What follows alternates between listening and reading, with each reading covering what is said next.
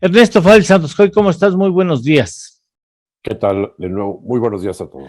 Tu lectura de la primera estimación del Producto Interno Bruto del año pasado. Bien, hay una sorpresa muy importante aquí en este dato. Dice el INEGI que el PIB del cuarto trimestre del año pasado creció a tasa anual 1%. ¿Ok? Hay que recordar que pues ya había varios que estaban estimando que el PIB iba a tener una caída.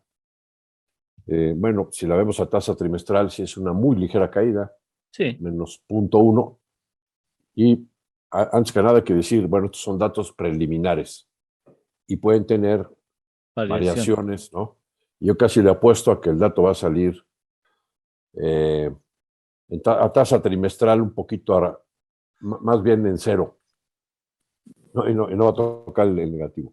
Pero bueno, el 1% implica, porque ya tenemos los datos del IGAE, tanto de noviembre como de octubre, y en ambos casos se creció una tasa anual del 0.3, pues si Pitágoras no se equivoca, eso implica que el IGAE de diciembre debe de estar en un crecimiento del 2.4% anual, por regla, por regla de tres.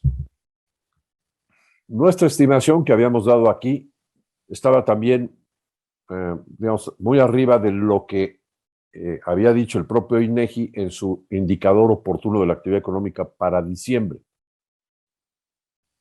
Nuestra estimación era, en lugar de una ligera caída del 0.3, nosotros estamos estimando un crecimiento del 1.5. Pues parece demasiado alejado, ¿no? de la estimación oportuna de INEGI. Bueno, pues el 1.5 contra el 2.4 que está implícito aquí, pues también se quedó muy corto. O sea, nuestro optimismo quedó rebasado por esta cifra implícita en el dato del PIB, ¿no? Entonces, el PIB, dice INEGI en su estimación oportuna, pudo haber crecido 1% anual. Eso implica que diciembre pudo haber crecido 2.4, muy por arriba de nuestra estimación, 1,5%. 2.4. Oye, Ahora, ¿qué no, tan no. factible? Sí. ¿Qué tan factible es? Bueno, pues nada más doy un dato. En diciembre, las exportaciones no petroleras crecieron 9% anual. O sea, muchísimo. En noviembre crecieron 16%. Es decir, sí hubo un sector exportador mucho más dinámico en los dos últimos meses del año, y también en el campo, pues estamos viendo crecimientos también muy fuertes.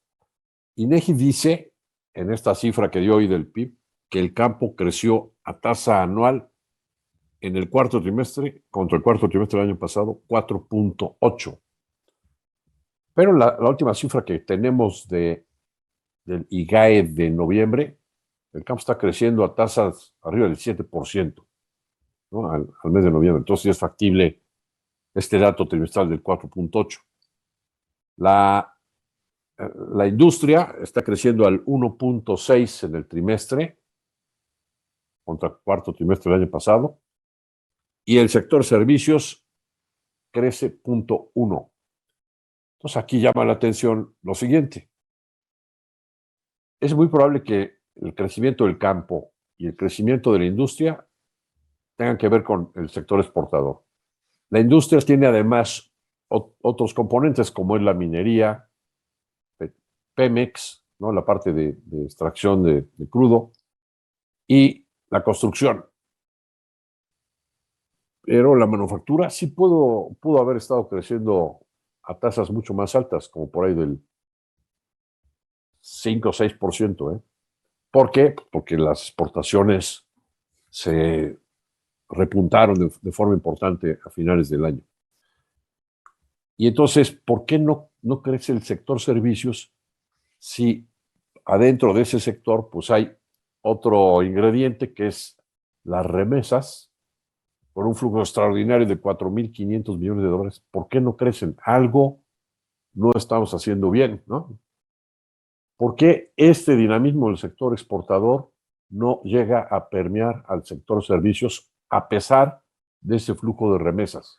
Porque no hay comunicación clara entre las partes, podría ser, ¿no? De que las exportaciones no tienen raíces en la economía doméstica. Sería una lógica, ¿no? Que puede explicar eso. No hay suficiente inversión, ¿no? Sí, por supuesto. Y por lo tanto no hay suficiente creación de empleos. Y aunque le suban al salario mínimo de manera artificial, pues eso no se está traduciendo en un ingreso en la sociedad que a su vez genere mayor comercio, ¿no? Por ahí está la explicación. Ahora, a ver, tengo que atenderlo porque es mi obligación. La suspicacia, ¿se le pudo haber ayudado a la cifra? No, no, sí veo ¿Congruencia? que la cifra está bien Bien. calculada. La que estaba muy pesimista era el indicador oportuno de la actividad económica de diciembre y de noviembre. Pero bueno, Estas lo estaban hacen con muy metodologías, negativas. lo hacen con metodologías, no improvisadas, ¿no? No, es una muy profunda, muy completa metodología, muy Sí, sí, sí. sofisticada. Ujú. Eh, bueno, yo nada más sí te digo que nuestro indicador IBEM y el IBAM, sobre todo el IBAM, que es el más oportuno, que sale antes que el indicador oportuno de INEGI. La verdad es que tiene un récord de bateo mucho más alto que ese indicador oportuno de INEGI. Este y es mucho más sencillo, ¿eh? Vamos a decir, mucho más primitivo, así lo calificaría. Pero está teniendo un mejor récord de bateo. Eh, Pues, en fin, ahora, un 5% anual de allá de todo el año, 5%. es Yo un creo que se va a rebote, regresar. es un rebote que está muy atrás de lo que llegó a pensarse como probabilidad hacia mediados del año. ¿Te acuerdas? Que había quien incluso afirmaba que la economía mexicana podía rebotar 7%, ¿te acuerdas? Bueno, nosotros, al mes de abril, con los datos de abril del año pasado, marzo y abril, donde se veía una recuperación muy vigorosa, todavía no se daba los problemas de suministro a nivel global. Sí. Con el nivel de actividad económica logrado en abril, nosotros sí llegamos a pronosticar un crecimiento del 6.8. O sea, tuvimos que revisar al alza el pronóstico. Y ya después, junio, julio, agosto, para abajo, se desinfló ese ¿Qué fue lo que dinamismo. sucedió? ¿Por qué se desinfló la economía? ¿Por qué se Princip- echó? Principalmente del lado externo, la crisis de suministros.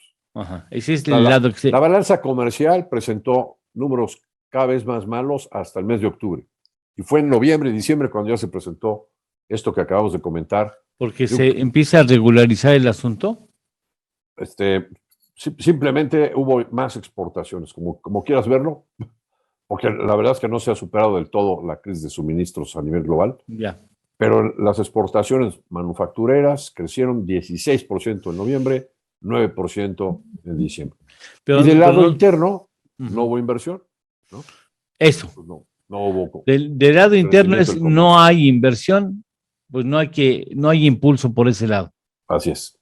Esa es, digamos, la explicación que se tiene.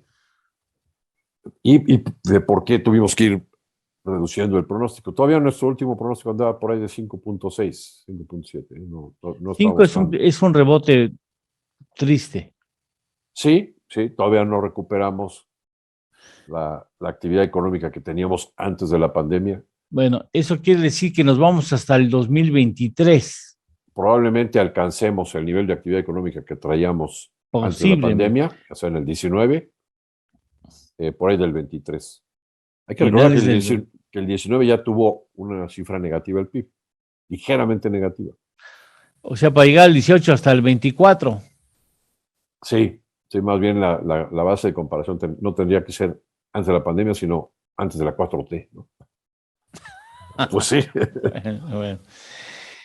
Mi muy apreciado Ernesto Fabio Santos Coy, te agradezco mucho que estés con nosotros como siempre. Muchas gracias por ayudarnos a entender la economía.